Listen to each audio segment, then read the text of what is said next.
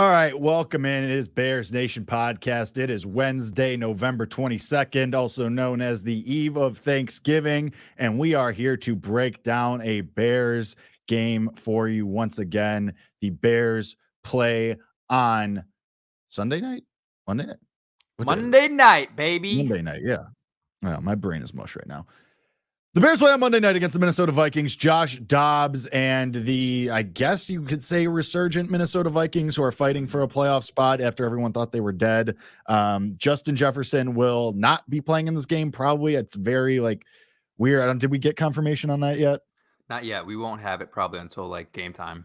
But it's very up in the air. It seems like they are leaning towards holding him out until after the bye. He made a statement that my health is more important, blah, blah, blah, which makes sense. We talked about this when that injury happened, and we were previewing kind of the season that, he might elect to, he hasn't gotten that contract yet. He's waiting to get paid. So unclear if we'll see Justin Jefferson, but I was thinking about this game earlier and what my prediction is going to be.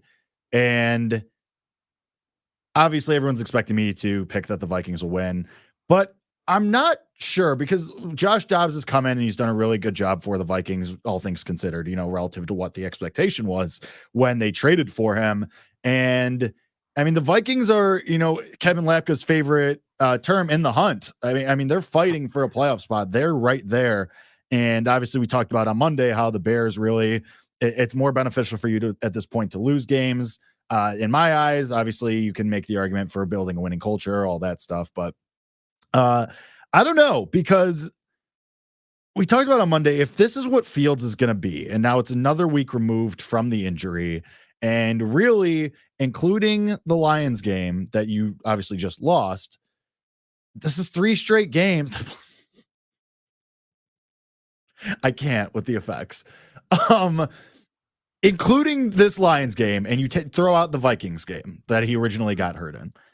Fields has put together 3 games in a row of really good performances, ranging anywhere from awesome to pretty good last week. And obviously last week we talked about still coming back from the injury, still looked a little rusty. Really you're 8 days removed from game action coming off the injury now. So you have the better quarterback. The defense is playing better against a quarterback who, yes, while Josh Dobbs has done a good job and he's been impressive, again, relative to what the expectation was, a defense that's just had 3 takeaways against Jared Goff and Ben Johnson, feel like you're going to have a chance here and feel like you're going to have an opportunity to, as long as you aren't at the end of the game, as long as you don't make a mistake at the end of the game, whether that be on Justin Fields' end with a turnover or Matt Eberflus making some boneheaded decision, you're going to be in a chance to win this game. You're going to have a real opportunity to win this game, I think. This is going to be a good football game, man. This is going to be a good Monday night game that's going to come out. Well, I don't know about a good game, but it breaks a little bit that's there. Right. It depends how you define good. If you define good as a game that's entertaining till the end where there's a chance that anyone could win, like a close game, right? Because, I would rather watch a close game that's 14-13 down the stretch instead of a game that's 38-3 with 3 minutes to go. You know what I mean? I'd rather watch a close game as a national viewer of the sport. I think that's the kind of game you're going to get. I don't know if we're going to get a high-scoring game. It's kind of weird because if I'm being honest, you're talking about the Bears having a legit chance in this game, this sort of does feel like if there were ever to be a game like the Commanders game, where the Bears kind of come in and just surprise somebody and score a bunch of points. The Vikings defense has gotten better. It's still not good. The Bears could easily score 30 plus on them. And it kind of feels like the Josh Dobbs, Linsanity run has to end at some point, right? The magic has to kind of you could argue it did on Sunday. Yeah, and I think there are people that are arguing that it did on Sunday, but he was still serviceable enough to keep you in the game, right? There wasn't a total collapse, and they are at home, but the Commanders were at home on that Thursday night, and the Commanders are a worse football team than the Vikings, don't get me wrong. But, it does feel like a spot where the Bears are coming off a game that they could have won against a really good team. They've really progressed over the past over the past month, right, on defense, and then the last week on offense. And maybe this is sort of that, final point where everything comes together. The offense plays well, the defense plays well, and the coaching actually makes a difference in the game. I don't know if that's going to be the case. We'll decide by the end of the show with our predictions, but it does feel like one of those spots. And you kind of remember the Bears on Monday Night Football a year ago. They beat the Patriots in a blowout in a really weird spot when everyone thought they had no chance because it was a second-year quarterback against Bill Belichick. And then the year before, it was like one of Justin Fields' best games of his career that they should have won against a good Steelers team at the time on the road. But Tony Corrente hip checks Cassius Marsh, and they lose the game. So for whatever reason, because they haven't played any other Monday night games other than those. What a game that was. What a game. What a game. I mean, that was a moment in time. Oh, and I can't remember any other Monday night games under Justin Fields. I think they've only played one a year, and I think those are the only two. Or did they played Minnesota? Wait, they might have played the Vikings one more time on Monday night that first year with Fields. But we remember those two with the Steelers and the Patriots. So whatever narratives you can create about Monday night and really about anything but Sunday night, the Bears actually seem to Fields in primetime. Fields in primetime. He shows out. So, yeah, man, I think I have no idea what to expect from this game, but it does feel like one of those moments where, okay, it's a letdown spot potentially for the Vikings after a couple of weeks, and it's a get-right spot for the Bears finally to show out. So, I mean, we'll see, but it feels like that could be what we're looking at here. Yeah, it does. And obviously you have to excuse me. You have to take into account that the Vikings are in the playoff picture. They're in the hunt. They're trying to so that goes a little bit towards if this ever loads, as I'm trying to pull up the bracket right now. Shout out to NFL.com. 6-5. And so they're like hanging on for dear life. And they know that this is a game that they should win because the Bears aren't a very good football team, even though they've been playing better. So that goes into it a little bit too, but it's just something about the Bears going against the Vikings, like in the recent history, just still feels like the Bears are they just win these games. Like it just feels like one of those spots where they just win these games. And I say that as the guy who has not been confident in the Bears really ever, but especially in the last couple of years. So it's like, they're just gonna win, aren't they? They're just gonna win, and it's gonna be really stupid. I mean, like again, like that's not the end of the world, though. Like I know, I understand. Like look, the thing is this: when the game is over and you lose, there's a silver lining. But I don't think you have to approach it as if like it's the end all be all if they lose, right? Like you can still root for a win because, like I said, you're locking up a top 3 pick from Carolina. That's a lock. That's a fact. We know that.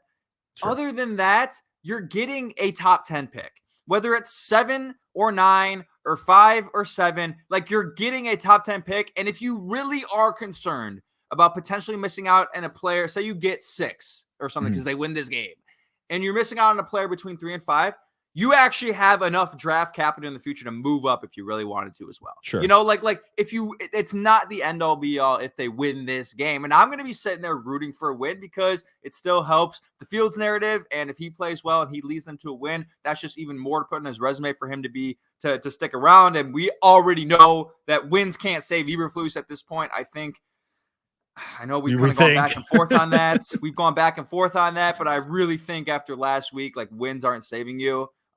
So I don't think you have to look at it like you have to root for a loss. Jake, come on. It's a holiday weekend. You can root for a win. Well, and here's the thing too, is because the schedule actually kind of works in your favor a little bit because the Titans play the Panthers at home. So you assume that the Titans win that game, which also obviously helps your Carolina pick standing as far as number 1 overall. So, and the Titans currently have the 6th pick. So they win. You're all right there if you win because they still stay behind you then. Standings would stay the same. And then the Giants and Patriots play each other. So Giants are behind you right now. If the Giants win, they're behind you still, even if you win. And the Patriots, they're already ahead of you. So I'm okay. And these games will have happened, obviously, by Monday night, as Monday night is famously the final game of the week. Mm-hmm. So, like, if the Titans and Giants win, I think I'm okay, like rooting for a win, like, which is kind of crazy to say. The only thing is Washington is going to get dump trucked by Dallas tomorrow. If you're listening to this on Thursday today, or if you're listening to this on Friday, yesterday, and you beat Washington. So that's a little bit of an issue. Unless maybe there's a Thanksgiving miracle and Washington beats Dallas, which I hope not because I laid it with Dallas, but that's the only like concerning thing. But even then, like regardless, you're probably still in the top 5, even with a win. Yeah. Like you're fine. You're currently at 4. You're probably like, So I think I'm okay with rooting for a win against the Vikings this week. I would like to have the opportunity to talk shit to my Vikings fans friends too. So I think I'm in. And not to spoil the end of this program, but I think I'm in. I think I'm in on a win this week. Yeah, and it's really unfortunate. Like we talked about it last week, and I'll tell you why it's unfortunate. Because again, you're predicting a win, and you think you're in on a win. And if that were to be the case, like before we even predicted, if let's just play the hypothetical game here. If the Bears were to win the game, okay, they would move to 4-8, which obviously still doesn't put them anywhere near the playoff picture. But say they won this game against Minnesota, and they won the game before against the Detroit Lions, you would have been 5-7. And I already read to you the playoff picture in the NFC. But if that were the hypothetical case that the Bears beat the Lions and then beat the Vikings would be 6-6. You'd be right behind them at 5-7 in the 8th seed, assuming the Packers lose to the Lions, assuming the Rams would also have to lose to Cardinals. Like other things would have to happen, but you'd be right there with a tiebreaker. Well, you wouldn't. What's the second tiebreaker after head-to-head? It's conference wins, or I think it's conference wins, something like that. Yeah. Yeah. So you probably would still be like, you'd probably still lose the tiebreaker to the Vikings, but you'd be right there in the playoff mix if you won this game and you just won the Lions game, and then we obviously will go back to week 4, and if you win the Broncos game. So it is like that's what we said on Monday. Like we're gonna look back at the Lions and the Broncos game and be like, those were the turning points in your season. Yeah. So that, I mean, and what I'm just trying to say is like, I'd be happy for a win, but then I would start to get upset, like because the recognition would come in. Because and this was what would frustrate you at the end of the year, Jake. If they end up winning 6 games, right? Which I still think is honestly like in play with their schedule. Like it's in play. You can make the argument that it's in play to win 6 games. Like when you recognize that, then you can go all the way back to preseason, and we can kind of look at our evaluation of the team at the time and say we weren't wrong. Like from what we know about the team on paper, they were able to get 6 wins despite having Tyson Bagent in there for a couple games. I know he went 2-2, despite the head coach, ruining you for multiple games throughout the year, despite everything that they went through. Like we can kind of feel validated that, hey, we know this team had a chance, but validated, but also frustrated that the team had the talent to be a playoff team. Right. And there was things that held them back. But at that point, like that's the thing we're not talking about when you talk about rooting for wins and stuff. Is there something to be said about creating momentum going forward and about being an enticing location for a head coach like the top candidates? We know Chicago is going to draw candidates anyway just because it's Chicago Bears, and you want to be the head coach of a charter franchise in the NFL. Like that's what you'd rather be the head coach of the Chicago Bears versus the Jacksonville Jaguars or the Houston Texans, right? Like this, that's just the way it is. But if you are able to approach those meetings in January with Ben Johnson and with Jim Harbaugh and with whoever it may be and say, hey, we're not a 3-win team. We were a 6-win team who was a couple of weird plays away from being an 8-win team. We have a young nucleus and a lot of guys on contracts. Justin Fields is here, or he's not here. You can draft your quarterback, whatever like that is. You have a lot to present to the coach, the coaching prospects in the offseason. So there's a silver lining there to winning games and building momentum going into 2024. Yeah, I think like if you lose games the way you did last week, where like you get takeaways and Fields plays well, I think you're still able to sell that a little bit. Because like think of it this way, if you're a head coaching candidate, you're not just going in blind and not knowing anything about these teams. Like you're not looking at record and making your snap judgment based on record alone. Like you're studying the team at least to some extent and getting familiar with what's there in the event that you are offered the job or take the job or whatever you want to say. You know what I mean? You muted yourself, Kev. Yeah, sorry. I have a question for you about just kind of like walking in blind with the head coach and stuff. So, because I really thought we didn't mention it last week. And we mentioned the fact that Ryan Poles and Kevin Warren were there like, here, this is your great chance to see what the best head coaching candidate in the league can do against your team and Ben Johnson. And look what he did. He came back down 12. He took advantage of your soft coverage defense. Yada, yada, yada. But I was also thinking about, well, Ben Johnson also had a front row seat look at Justin Fields. So the question I have is this, is like, how do you think, and will again later, and will again one more time, in a couple weeks. Yeah, in a couple weeks, exactly. The quarterback situation in the offseason, will the head coach be able to be involved in that decision, or would that be like a foregone conclusion before that guy is hired? Like, I don't know, and I don't think it should be. Like, do you think they hire whoever it is and let that guy make the decision, or do they kind of make the decision on the quarterback and then go into the process knowing that you are either hiring a coach who's going to develop Justin Fields or hiring a coach who's going to draft a new quarterback? I feel like that's malpractice. I feel like it should be a coach that you hire first, and then he makes the decision. If I had to guess, it'll go like this. They'll interview guys. So let's just say like Johnson, Harbaugh, pick a third person, mystery third person, just to round it Bobby out. Slowick, head offensive coordinator of the Texans. Sure. Let's just say it's those guys. And I would say, and Scott makes a good point in the chat, the playoffs have an impact here because the Lions are in the playoffs. That puts fences around how often you can talk to him and when you can talk to him. Harbaugh, like assuming that he leaves, which I think everybody is assuming, you should have a clear runway for that. Slovak too, like he might be in the playoffs, so that'll like affect things too. But let's just say it's across the board. You get to just interview these guys, blah, blah, blah, blah, blah. Let's not even get into that in semantics because it's just going to make my brain hurt. I would assume that they enter those meetings being like, what would you do? Would you rather keep, like, what's your opinion of Justin Fields? Okay. Would you rather roll with him for another year? Do you think you can make this work? Or would you want to start fresh? Would you want to go to Caleb Williams? Would you want to go to Drake May? Would you want to go to XYZ? I think that's how that would go. And I think it would just be part of the interview process. And I don't think it would be the end all be all. I think, like, let's say Ben Johnson says, yeah, I think I can make this work with Fields. And they say, oh, well, we've already decided we're going to move on. So Johnson's out now. And Harbaugh says, ridiculous though, right? But that's what I mean. So I don't think it's going to be that. I think they're going to let the person being interviewed sell them. Ideally, like this is, ideally, this is how this goes because this is how a well-run, efficient organization should operate in this scenario. Let the candidate sell you on what they think they can do. Let Ben Johnson sell you on his vision of Justin Fields. Let Jim Harbaugh sell you on his vision of Caleb Williams, or you know what I mean? Like, and it doesn't have to be one to, like, it could be vice versa too. Let the candidate sell you on how strongly they feel about what they can accomplish, and then go from there. And then taking into account what else they say and what other questions they answer, then make that decision. So I guess long way of answering that, yes, the head coach should decide, but also like you should establish that before you hire them because it should be part of the interview process. Hey, we're at this crossroads with the quarterback position. What would you do? What would you want to do if you had this job? So I think that's part of it.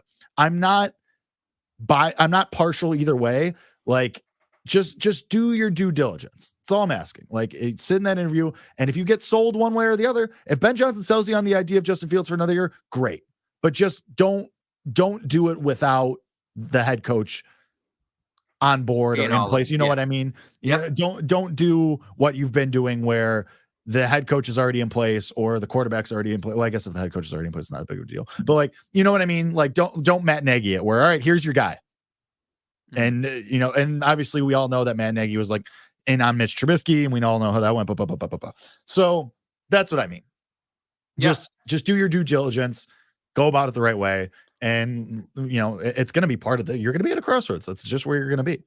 Yeah, I mean, hopefully you're not at a crossroads, and hopefully it's clear that you should just stick with Justin Fields. But I think will be asked Kevin, regardless. I think. Right. I think that just because of where you're going to be at in the draft, and because of Fields' upcoming contract situation, I think regardless, no matter how well he plays or how poorly he plays, I think it's going to be part of the process. Yeah, I just hope the fear I have is they kind of approach the offseason like with a predetermined decision. Sure. And most likely that would be that they're already moving on. So then, like, are you filtering out coaches that would want to work with Fields? Are you like that is what scares me. Like, do they already like rule out guys? I think you said that too. Like, do they already rule out guys because of their right? It shouldn't be the end all. It shouldn't be the end all be all. It should be find the best guy for the team and find the best guy to operate the situation.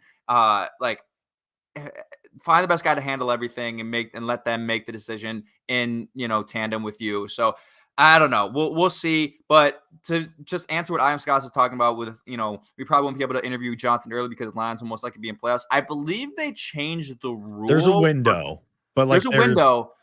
But it's like a week to week thing. It's very bizarre. Like it does restrict you. It does. It gives you like, you got to jump through some hoops. So for teams that play in the wild card round, assistant coaches cannot be interviewed until after the first round ends. Mm-hmm. Okay, so the Lions are going to be in the playoffs. They're pretty much already clinched. So you won't be able to interview Ben Johnson until after the wild card round. And then after the wild card round, you can't, if they're currently employed by the Lions, say they go to the Super Bowl, you wouldn't be able to do an in-person interview until the conclusion of the Super Bowl. You can only do phone and video interviews throughout the course of the playoffs. So that would be kind of a wrench in everything. It feels like, I can't remember like how quickly Eberflus was. I feel like the Bears took a longer time the last round. I don't remember. I'd have to look it up. But you want to get your new guy in there and get things going with the whole process, and it's exciting. Get him in the building. If the Lions were to make the Super Bowl, it would really throw a wrench in everything. But hey, the Eagles made the Super Bowl last year, and both of their offensive and defensive coordinators were hired, and turned out to be both not that bad. So, whatever. We'll see what happens with that. Back to this game, Bears-Vikings. Again, like, the matchup favors the Bears in this game. Like, kind of when you look at it, the Vikings have a terrible rush offense. Alexander Madison can't hold on to the football. Cam Akers is out for the season with Achilles, and Ty Chandler has been good for them, but they haven't shown the ability to run well on anybody and establish the run. And the Bears are a top 3 run defense in the NFL right now, top 2 actually. And we know what the secondary has been able to do and sit back. And again, you mentioned it, 3 interceptions against Jared Goff. I really think they're going to force the Vikings to put this game in the hands of Josh Dobbs. And it's felt like, the game against the Falcons, like, they put the game in the hands of Josh Dobbs and he took over and won them the game. Like, he was capable of doing that. He's done it. But like, in most instances, if you put the game in the hands of Josh Dobbs, like, no disrespect to Josh Dobbs, but that's probably better for you from a matchup standpoint. It just is. Like, Josh Dobbs is an incredible story and he's a good quarterback in the NFL, but he's not a guy that you're scared of if he has to take a game over. So kind of put that pressure on them. I think what I was impressed by last week was a lot of the interceptions for the Bears came off of pressure, came off of blitzing pressure. Like, they were sending the dogs at Goff. He got scared. He got nervous. He had to throw the ball away, and it was intercepted. And I think I'd like to see more of that this week. Like, put Josh Dobbs in bad positions. He is mobile. He's not Jared Goff. He's not a statue. He can break out of things.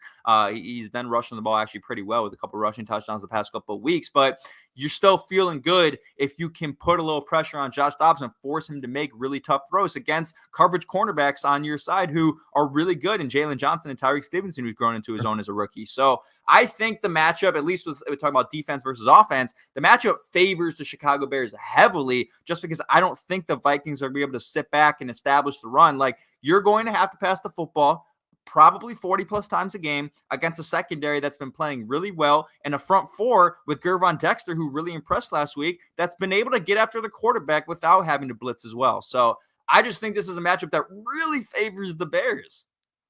Yeah, I agree with, and I agree that it's going to have to be in the hands of Josh Dobbs, and the secondary is coming into its own. It's been, you had 3 takeaways last week. Your linebackers playing better. Your secondary is playing better. We know what Jalen Johnson, we talked about that at length. Tyreek Stevens is playing well. Kyler Gordon was tasked with Amon-Ra St. Brown for most of that game. It's a tough assignment, but without Justin Jefferson, Jordan Addison is not Amon-Ra St. Brown.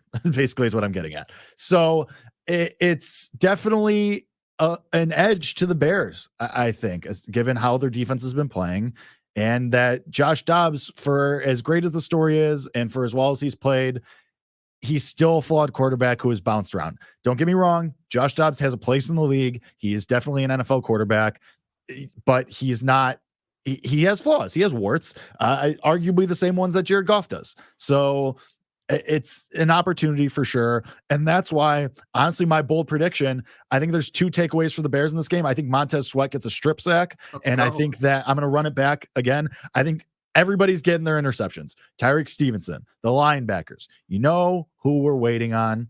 And you brought up the Patriots game from last year, Jaquan Brisker interception. Ooh, okay. It's everyone's starting to get theirs. We've been waiting for him to kind of take that. He's played well this year. Don't get me wrong, but I think that it's time. We haven't had that moment, that pop from Jaquan Brisker yet. So I think Montez Sweat, your big contract guy, your big money guy. I think he has a takeaway, a strip sack. I think Jaquan Brisker gets an interception as well. Those are my bold predictions for this game. Can we? Do you have the bold predictions from last week? If you give do me that real 1 quick? second, Yeah, I would because love to give it to you. I think we both nailed some good bold predictions. I think we both had a good week of bold predictions. So we'll take a look at those. But I like that. Yes, I do. I think we kind of been waiting on the Jaquan Brisker one, and it kind of feels like like I don't know. I guess we expected a breakout from Jaquan Brisker this year, right? Yeah, I agree. Like an all-pro season type guy. And he hasn't really been that. He's been hurt, right? He's been on and off the field. But Sure. he's such an impact player. You're kind of waiting for that explosive defensive play where he's the one getting the highlight, because other times he's just doing his job. He's making good tackles, and he's had a couple mistakes this year. Don't get me wrong. And I see there's people kind of not out on Jaquan Brisker, but like, oh, we need to have the Jaquan Brisker conversation. Yeah. And I'm like, I don't think we need to have the Jaquan Brisker conversation. Like, he's been good. He's a part of a good defense right now. Like, we don't have to be critical. And he's still in his second year. Like, still in his second year and has all the talent in the world to grow into. So yeah. Your bold predictions from last week were, mine were ass. But you were DJ Moore 100 yards and a touchdown, so you were close to going 2 for 2 there. 96. And the Montez Sweat first sack. So yeah, congratulations to you. What about the quarterback lines? What do we have with that? So I was close on the yards. I had 189 passing yards, 1 touchdown, 1 interception. We both predicted interception, and we were both. I mean, you were closer on the rushing yards than I was. I said 71 rushing yards. You said 92.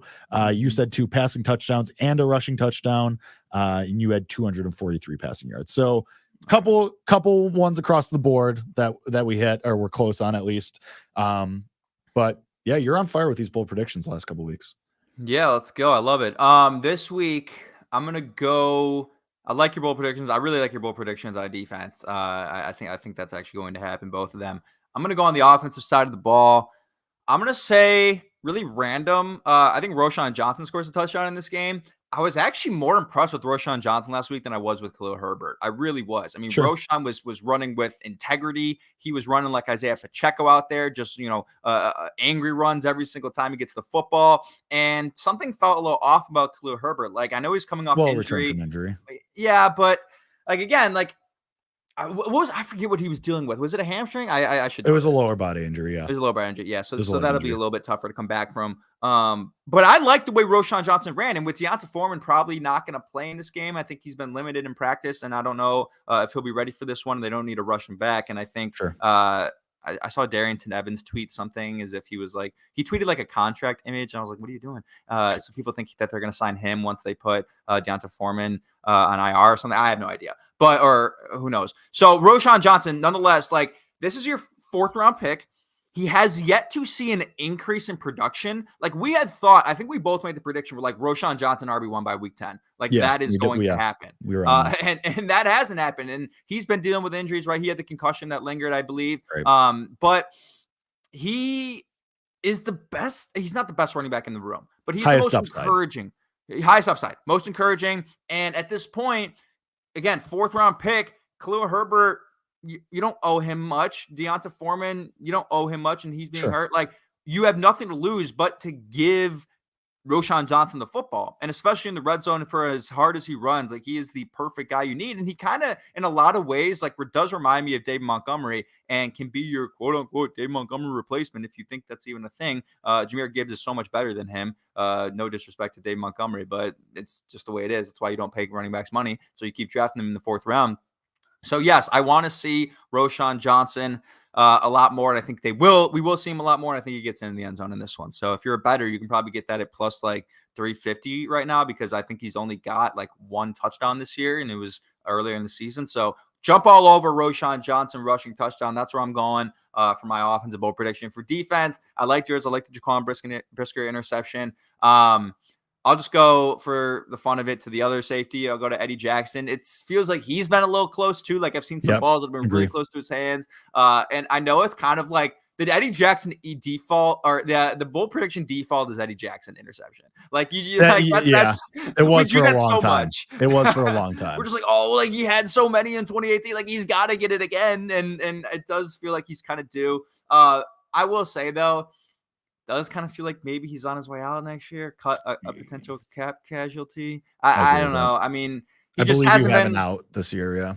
Yeah. I mean, if it ain't broke, don't fix it. Like, he's not getting beat, he's not getting exposed, but he's not a difference maker right now. So if they feel like is his contract up this year? I don't remember. I think there's a way out of it this year. I think you have one more year, but out. Yeah, I think there's a potential out. No, I agree. The Eddie Jackson defaults were they were there for a long time. There is no potential out this year. I don't. No, you're stuck. His contract goes to 2024. So I think you're stuck. But you could cut him and save. I don't know. You could restructure for 1.5 million. So maybe they'll restructure or something. But yeah, could do that. I like that though. I almost said Eddie Jackson as well. So it's the default. Yeah, I was very close to that, but I went the other way. All right. I think we might actually be synced on this game for once, which is insane to say. But as of right now, Bears at Vikings. Vikings are 3.5 point favorites. And you know what? I think the Bears win. I think the Bears win this game. I think they win 28-17. 28-17. Yeah, an 11-point win. I'm with you. Yeah, I'm going 31-20. I don't know. Like, it's just a weird feeling. The fact that we both have this gut feeling means they're either going to win by a lot or get or just get smoked. Either way, yeah. There is zero in between in this game. Yeah, that's probably right.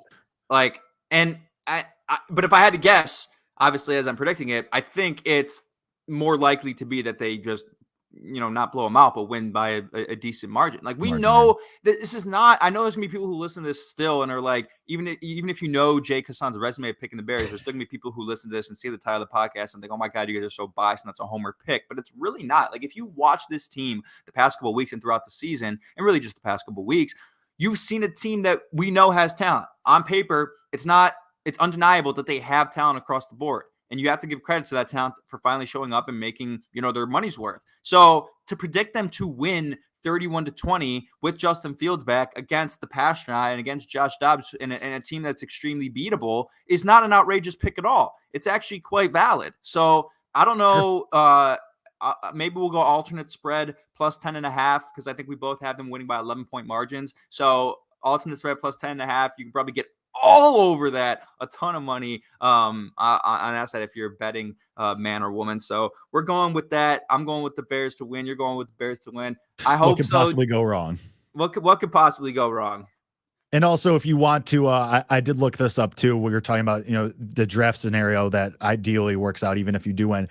A money line parlay of the Tennessee Titans, New York Giants, and Chicago Bears is about 8-1 if you want to get real frisky. So I love that. And if you want to do the Titans by margin against the Panthers, it's almost 11-1. So oh no, you gotta have a name for that parlay. Like that's good.